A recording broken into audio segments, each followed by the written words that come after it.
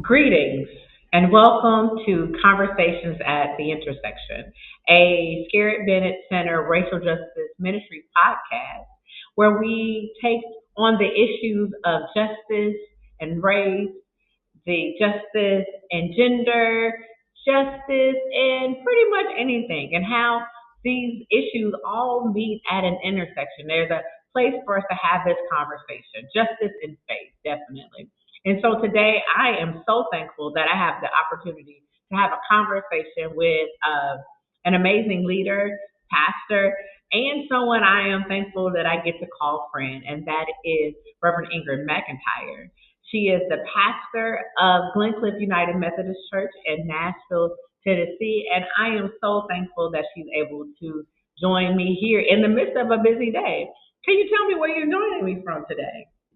Sure. Thanks, Kelly. Thanks for having me, Reverend X. Sorry. I Oh, am good. currently at the Tennessee State Capitol. Came here a little bit early today to join in one of the caucus meetings, and then there's a floor session at 2 o'clock that I'll be hopping into here in just a little bit. But yeah, I spend quite a bit of time here. During the session, during the Tennessee state assemblies, which usually lasts between like January and April or May.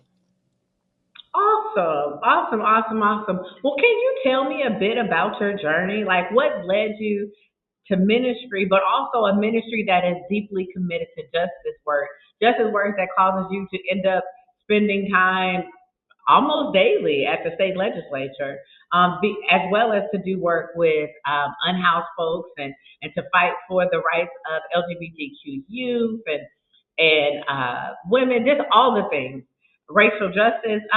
Can you share with us a little bit of your journey and how you get to the place where you do the work that you do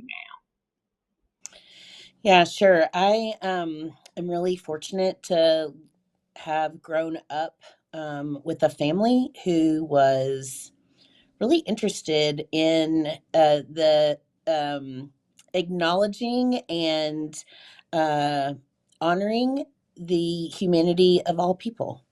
now? And that's how I was taught, mostly through actions, right? Which is why a lot of times I'll say I'm not going to lead a book study unless there's an action involved. But so I had a family. I mean, I grew out of that kind of a family situation, which of course was helpful and gave me a really good foundation. And throughout life, just sort of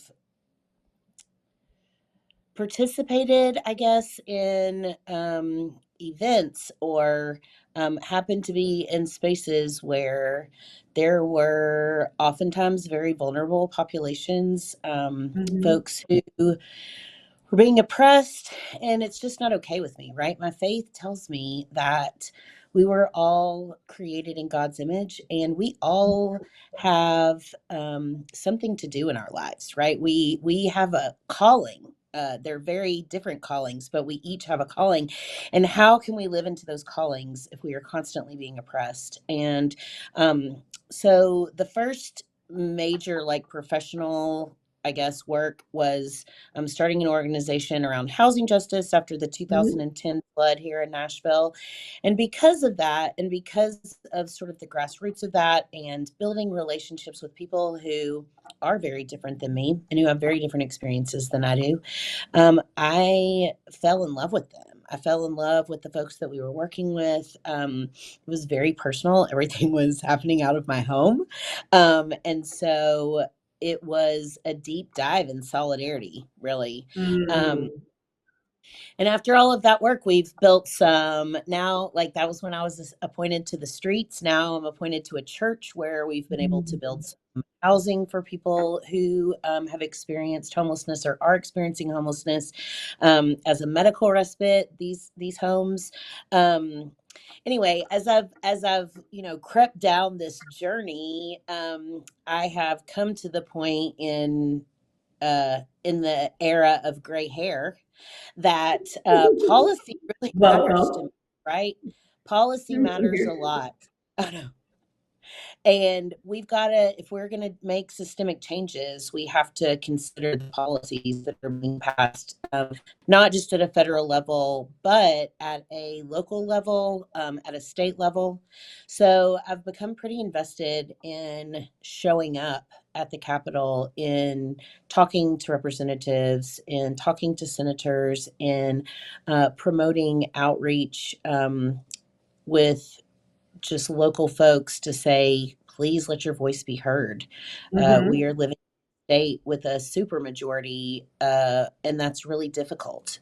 So I think just the importance of what policy means and the importance of what being a witness to the degradation of our democracy really is where I am.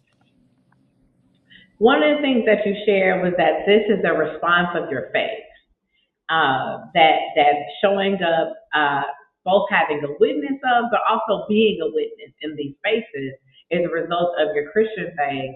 And the thing that I want to know is that so many of the legislators that are in the state capitol, in particular here in Tennessee, also say that they're there because of their faith, that it is their Christian faith that is saying that we need bathroom bills that don't allow, that erase the existence of trans people in the public space because they're not allowed to use the bathroom or have just basic public access as everyone else. And they're saying that that's their Christian faith. So it is also because of their Christian faith that they're saying that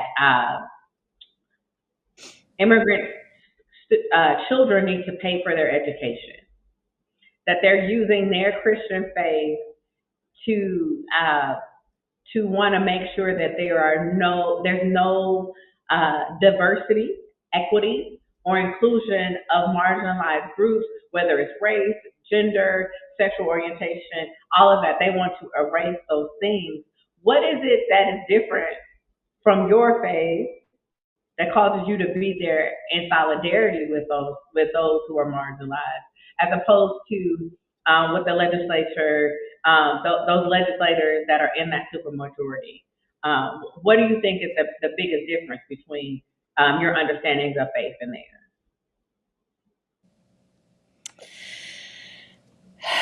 That's a big question about what's the difference. I would say we had on, I'm going to give you an example. On Thursday here at the Capitol, we had a recognition and honoring of 15 enslaved craftsmen who helped build our Capitol, which is a symbol of freedom and democracy, right? Right. We're honoring men who were enslaved and building our symbol of freedom and democracy. Christian men had rented them from their owner, right? While they were saying, let's establish this space because we are so interested in freedom and democracy that we're going to build this giant Capitol building here, but the people who are building it have no freedom or democracy. Yes. And what a misrepresentation of Christianity. We've seen this throughout history, right? We've seen slave Bibles that have things didacted that white people would have read, but maybe enslaved folks would not have had in their Bibles. White power has been giving us trickery for a very long time, as we know. And this new form of Christian nationalism, where America is first, and we lay Christianity on top of that, while enslaving, oppressing. We know, I think, that our God is not about oppression and enslavement. And yet, to be able to keep white power, that is what is needed, right? And so white people in power have perpetuated this pressing down of anyone who doesn't look and think like them. And that's exactly what's happening right now in the Tennessee state capitol. Oh, Um, mm-hmm. we are excluding migrants. We are, um, this week, there is a bill that will be heard that would try to make immigrant children pay for their education, Mm. Mm. which what That is what what impossible. institution is now being built that's going to hold those children, right? Right. What happens after that? If they're not in school, then what? Are you Then what? building some institution for them to enslave them to? Or should they be working in chicken factories? Like, what is it that you think that children who are undocumented are going to do if they're not going to school? How does that help a democracy? I mean, Have. public school is the corner of a democracy, right? The cornerstone of a Mm-hmm. democracy. So, like, if we have uneducated folks, like that's what they're trying to do, is create Right. this whole class of uneducated people. So instead of everyone having access, which is really what the public schools were built for, I mean, they're also trying to close um, Public public school. schools or Mm-hmm. defund. Yes. Remove the funding for them so that what happens is the education that is created is greatly inferior, even though the majority of people who benefit from public schooling are also white children. And so That's it's not even necessarily about the power of white people, but it is really about the power of a small percentage of white men with money. And so right. And it a really lot of them doesn't happen to be actually Christian. benefit. It's not even beneficial to that entire group. It's actually a to set up a system that, while it talks about the power of whiteness, it's really just like rich people who look like me in this particular space and doing this particular thing and making everyone else beneath those few that are in power. And it's And really who using think like me. racism. Right, but it's using racism as a smokescreen. So Yes. that part isn't actually even that true. Even if they believe it, it's still not even necessarily that true as much as it is about the maintaining of power. It harms white folks. It harms women across the board. Harms queer folks. It harms definitely poor people, and it is a very harmful system. And so, as you sit in the gallery and in the waiting area for the committee meetings and all of that, what are the things that you were looking for? How does your presence um, help in those moments? Well, a couple things, and I don't need any like self-aggrandizement about how I'm helping. And I not don't just you, but necessarily. I mean, anybody I who would question be. myself, right, sometimes because I'll admit, and I'm sure many people have seen, I'm not quiet about this, and Mm-hmm, I've questioned myself sometimes on is this rude, is this disrespectful, and you know hmm, what? Honestly, when as many civil and human rights are being run over as they are yeah. in Tennessee, I've decided it's okay. Right, Okay. that at some point it's not disrespectful when they're not listening anymore, and they're not. Mm-hmm. And so sometimes you have to break decorum, as we know. Mm-hmm. um, some of the things, there's a lot of advocates that are here, and a lot of times they need support. They do testimonies, and then it's very emotional because people ask Mm-hmm. sometimes horrible questions, representatives do, right, that create a lot of emotion during very vulnerable moments. So I like to be here when there are testimonies being heard to support folks. I like for different groups of people who are here who are working towards different bills. Um, I like to say, hey, how can I support you and how can I magnify your message? So much Mm-hmm. that happens here in this space is, I mean, goes just sort of unheard, unnoticed, unless we amplify that message.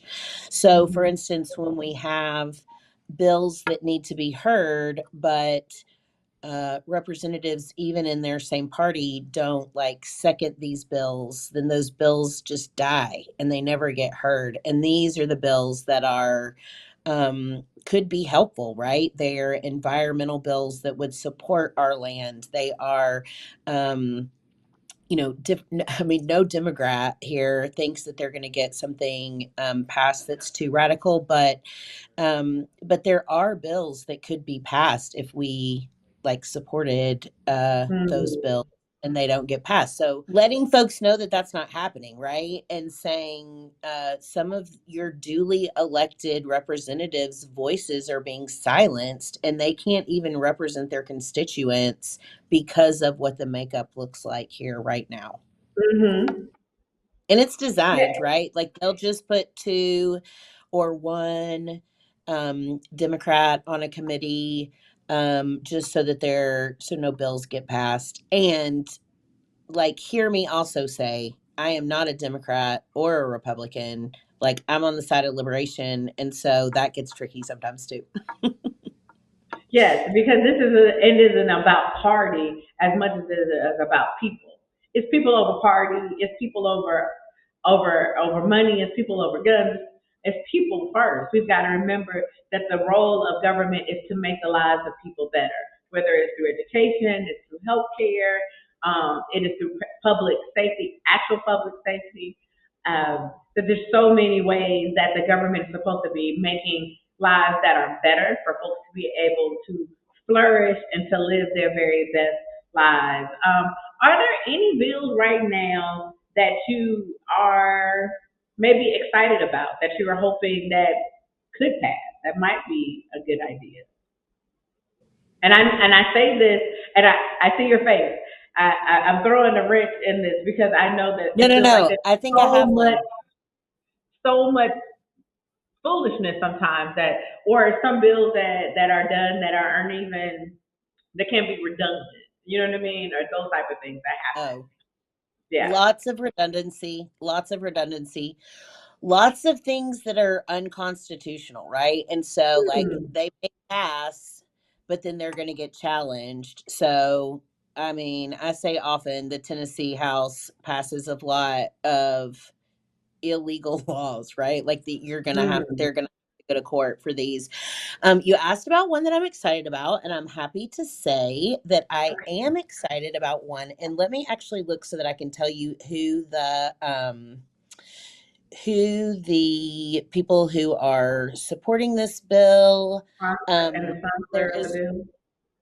yeah, there's one that is on basically providing hygiene products in all of the middle schools and high schools Okay. um, for Menstrual girls, products.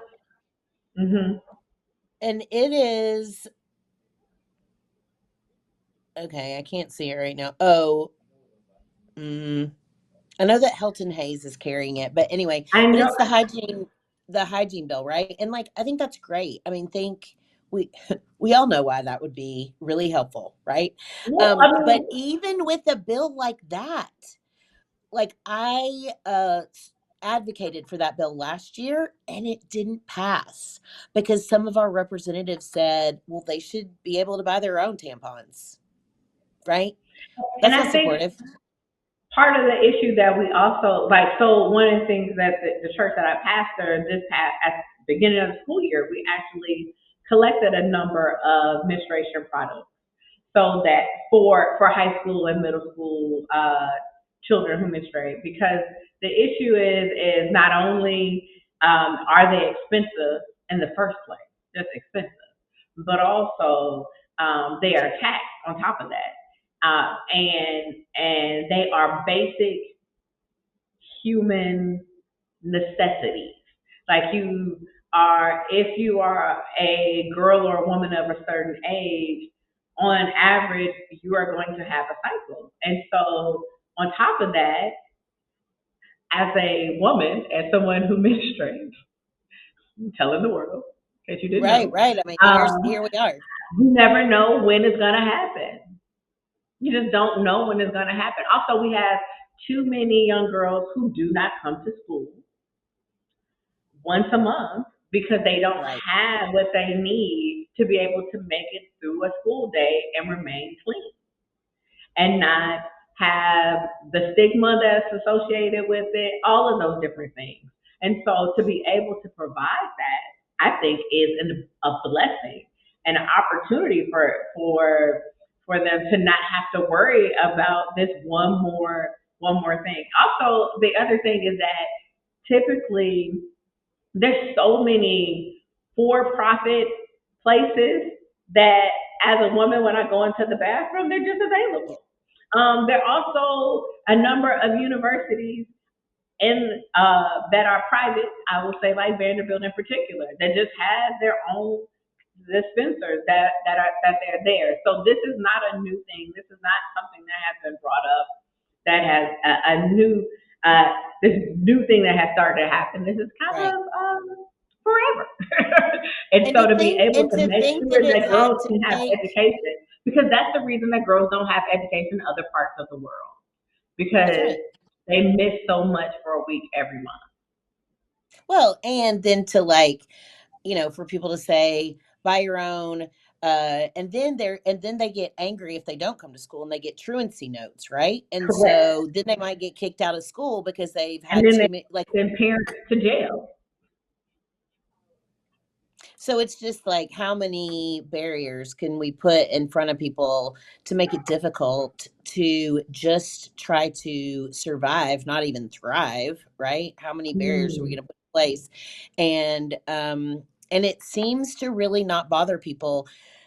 Like, I just don't think some of these people even know. I think Yeah. that like limited experience in the on the part of so many of our representatives, right?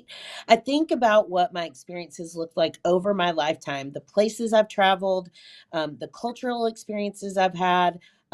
Being a PK gave me a lot of experiences that I would not have had Hmm. as a child of a different profession, right? Um, uh, and I think that those are really broad and expansive and have really helped me see Mm. God's world and how beautiful it is and how beautiful people are. And why would we not want all people to thrive? And Yes. like we have biblical mandates that I don't understand how people are able to jump those hurdles as they say that they are Christians. And I mean, one of Bo Watson, I'll just name him. He is a senator. He's from the Chattanooga area. He's a United Methodist person, and he's the one bringing this immigration and education bill. Like, that is not how we believe as United Methodists. I can say that, right? And so Mm. there is obviously a disconnect in theological understanding versus this Christian nationalism that is being pushed across, I mean, our state, but so many other states. How does your congregation feel? You're their senior pastor. You're the top pastor at Glencliff United Methodist Church, and 5 days out of the week you might. I mean, for from January to March or April, for for a particular part of the year, and then even when we're not in session, those other times, because those folks are still our senators and our representatives. How do they feel about you spending so much time at the Capitol? And not just at the Capitol, but also at City Hall, being involved like with the laws and the regulations of both our state and our city of Nashville. How do they feel about that? Yeah, I think this congregation is really special. Again, I'm a PK, so I've been in a lot of congregations. Yeah. This group of folks is special. They give me a lot of leeway. They are on board with liberation. Yeah. I got carried out of an immigration committee a couple weeks ago, and No, um, be clear. Literally like picked up and oh carried yeah. out. You Yeah, I and mean, three other I women? wasn't gonna move. Yeah, there was a Yes. grandma who was like 75, me, and a mother who has a child whose father is undocumented. And so the three of us got kicked out. We didn't do anything. And That's what so I we was were about to part of, ask. So what were you yeah, doing? Because I know before you said that sometimes you can be a little, you concerned if you're rude, but actually, what, other than maybe wearing a collar or a stole, what were you doing? so we were sitting in this committee and holding signs, and who knows what my sign said. It might have been saying leaning fascist that day. I'm not sure. And, or it could have said, we are sanctuary, because that's a I thing think that it we've said we always are. said. Actually, I think it said we are sanctuary, if I'm not Yeah, mistaken. it could have been that we are sanctuary. And we were very quiet. And some women behind us, said some things, and they heard that, and the chair, not even seeing anything, I mean, he's in the room, but he didn't see who said something, just pointed to the three of us and said, take him out. And well, I didn't do anything, so I wasn't going to leave. And the three of us happened to be a part of this group that we've sort of formed called the Nashville Nonviolence Liberation Movement. And so we've been Okay. practicing our nonviolence work, and we just said we're not going to leave, and we started singing "We Shall Not Be Moved." And I just closed my eyes after about 15 minutes of interaction with the state troopers, and I just said, I'm finished negotiating with you all. I'm going to close my eyes, and you just do what you need to do. So I closed my eyes, and I was sitting in the chair, and we were singing "We Shall Not Be Moved." We started singing "We Shall Not Be Moved." And then they physically picked each of us up and took us out.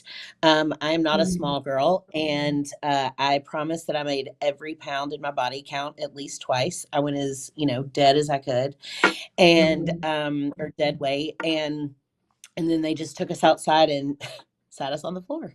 Um, and these are things that mm, happen here, right? But yeah. you asked about my congregation, and that next Sunday, we always have a song that starts us out even before the welcoming. And that Sunday, the choir came in from the back, which they normally are, already in the front, and they had a drum that started, and then they started singing "We Shall Not Be Moved." And as they passed me Oh, coming up the aisle, they all high-fived me, and I was amazed. I thought, they support me, but I don't know that they pay attention sometimes, right? Or I don't know that they actually know what's going right, on in yeah. my world.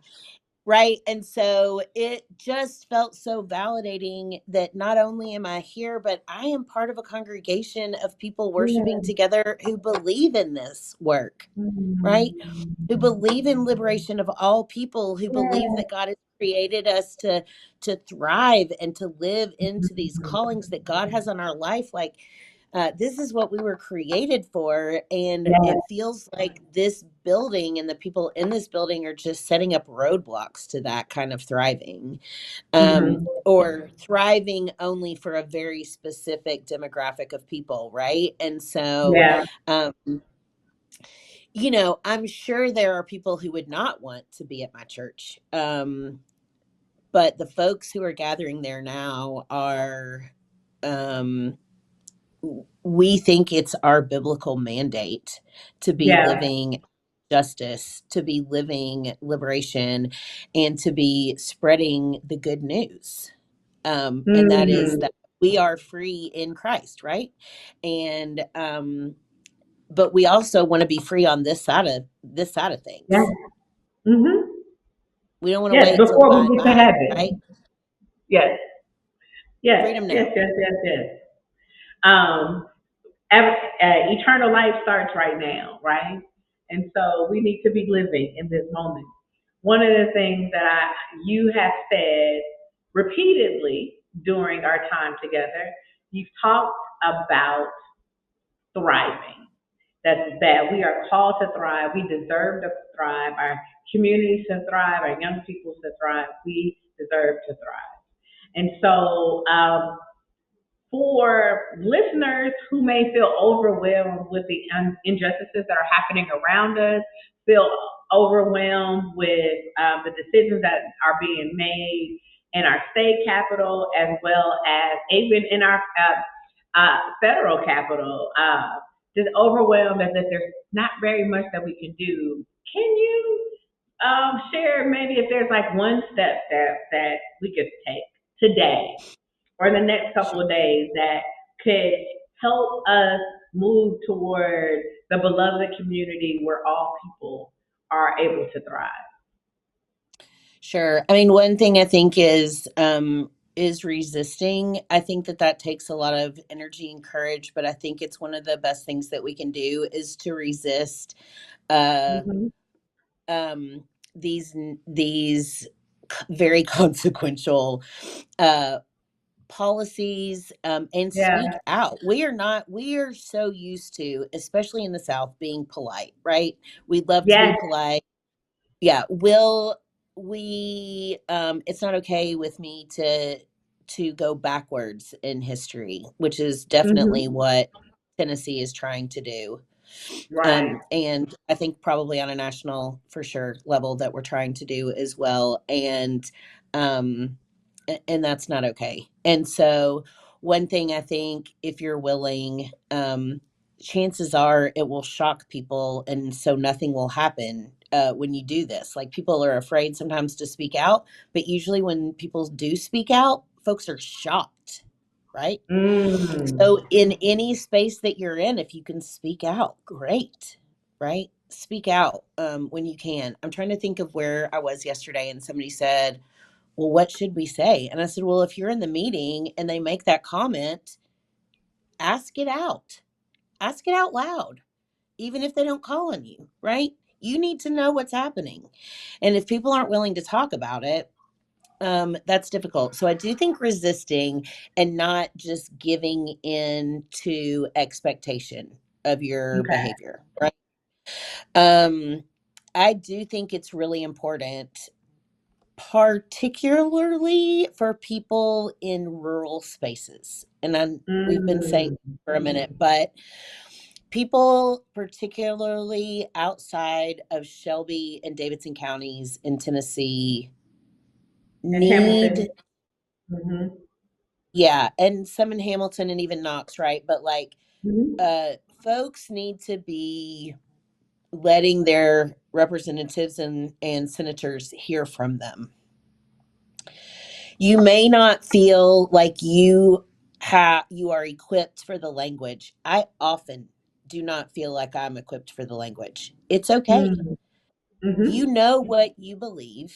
You know Mm-hmm. what your Christian faith tells you, and you know this isn't Mm-hmm. right, right? Certain things. Yes. Call and leave a message at midnight if you don't want to talk to somebody, right? You're still leaving the message. Or send And an it's email on record.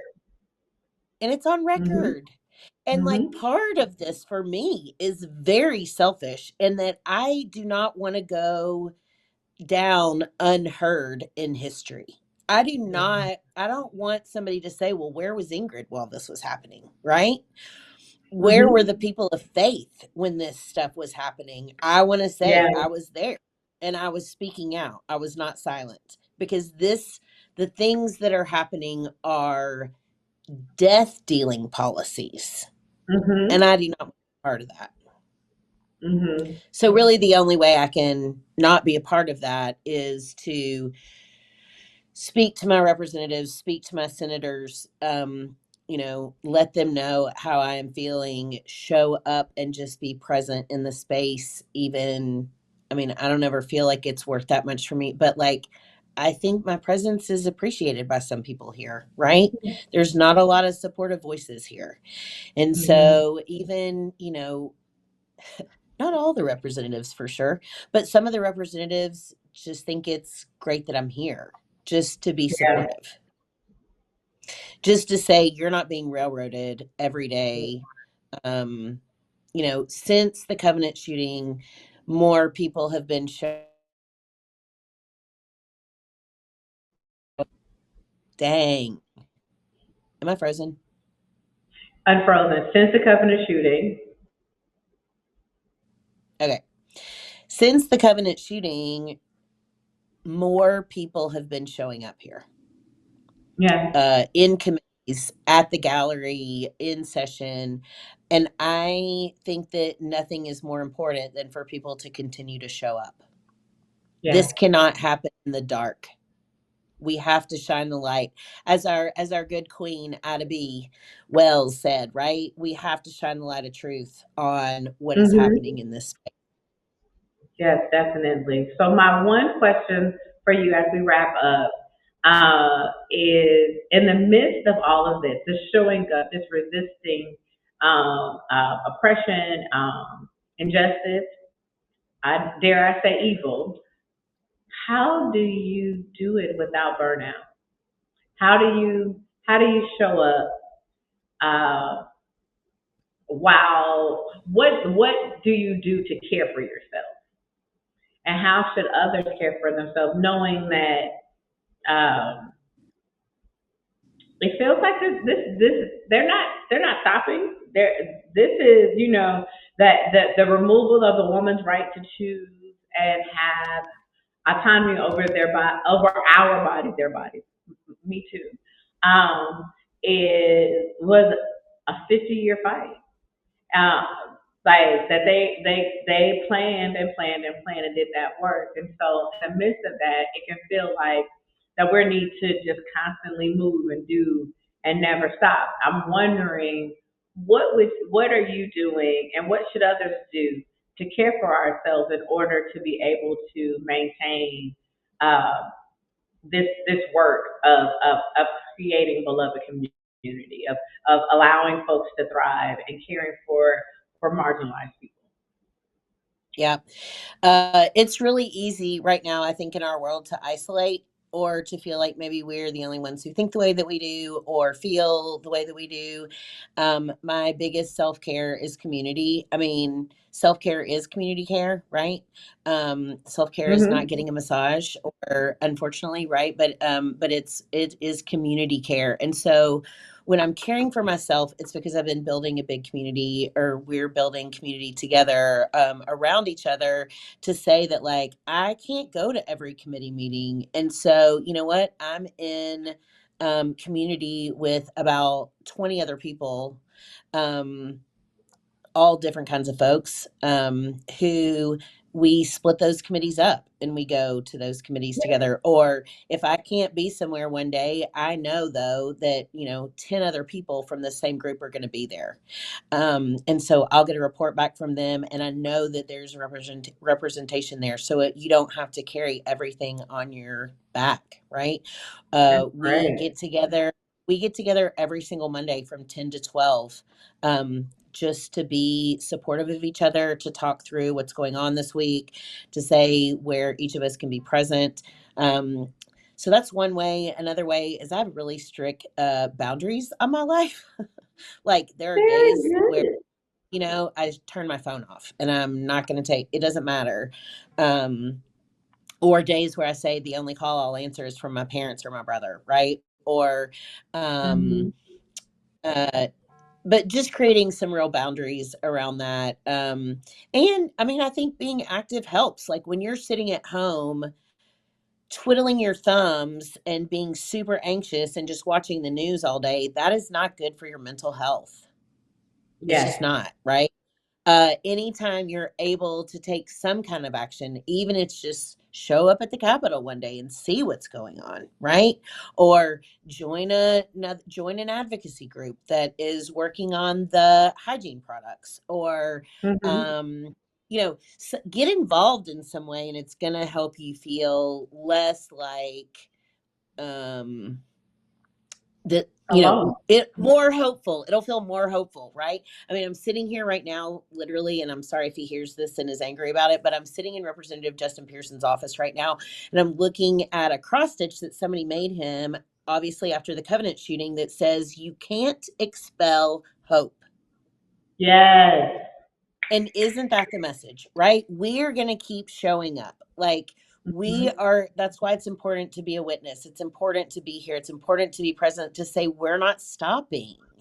Mhm. Like, you are trying, but we're not going to do it. We're not. Mhm. And in the meantime, we're gonna sing songs. We're gonna make art. We're going to fall in love. We're going to dance. We're going to sing. We're going to raise our babies. And we're going to Right. raise the children that we didn't even give birth to as well, because joy and life and laughter are important fuel for this work of justice That's that right. I mean, I we're said, if still there's no going to be joy in the liberation, forget about it, because you will not make it. It is joyful to me.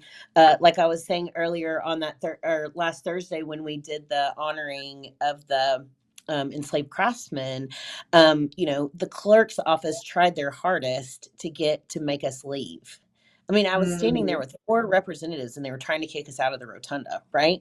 And it was Hmm. like every time they said something, we just said, thank you, and like kept moving, kept doing the thing we were doing. We were just resisting their pushback. And, we started singing some little song, right? And just like, how can we, we're just going to keep moving in the direction that we need to go. And not listening to these voices of dissension that are trying to shame us or quieten us or put us in a box. We're just going to keep our eyes on the prize. Thank you so much, Ingrid, for coming on here. Reverend McIntyre, I'm sorry. For coming on and spending a little time sharing your wisdom, your experiences with us on today. They are powerful, they're inspiring, and are necessary. I really appreciate this opportunity. I think sometimes we feel hopeless. Like, one of the things that is happening is that they are intentionally flooding us with so much information that it feels like we are incapable of doing anything about it. And what you have shown and what you have shared with us today is that there's always something that can be done. It may not necessarily stop the legislation all the way, but at the very least, folks are on notice that this is not good. Folks are not helped, and God is not pleased. Let's be very clear, and that this And shows we are up called not to just be a as witness. We are yes, called to be a witness, very right? We are called. How many witnesses were like biblical witnesses, right? And they're the ones who wrote stories, right? And so like we have to be correct. able to tell the story too. It can't always be the victor that Mhm. tells the story. It cannot always be. Also, the story is not over, so we still have the opportunity to win. Very clearly. And so, as we are breathing, that means it's not over. So God is always Amen. with us, and God is a God of the oppressed. So let us be mindful of that and how we show up in the world. And so, I want to say thank you Yes. again. I really appreciate this time. I want to thank those who have been watching today, who have taken Yes. the time, a couple minutes out of your day to click the link and to see what's going on and to see how legislation intersects with justice and faith, and how it's not over. We still have opportunity to thrive, that we can use our power to lead and Yes. to hold folks accountable and to build beloved community. Thank you again for joining me today for another installment of Conversations at the Intersection. I look forward to speaking with you soon and being in conversation. May God bless you.